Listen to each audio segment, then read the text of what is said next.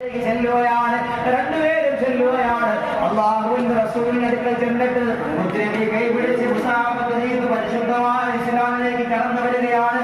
ബിലാൽ റളിയല്ലാഹു തആല അൻഹു എന്നിട്ട് മുത്തുനബിയെ കാണാൻ മുത്തുനബിയെ വല്ലാതെ ഇഷ്ടപ്പെട്ടു പോയി.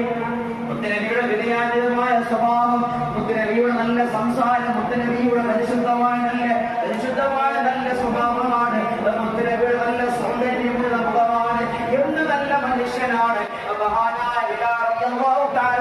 തിരിച്ചു പോവുകയാണ്. കൊട്ടാരത്തിലേക്ക് തിരിച്ചു പോയല്ലേ പറ്റൂ, രാജാവിന്റെ ശിക്ഷ എന്തെങ്കിലും കിട്ടുമല്ലോ എന്ന് ഭയന്നുകൊണ്ട് തിരിച്ച് കൊട്ടാരത്തിലേക്ക് മടങ്ങുകയാണ്.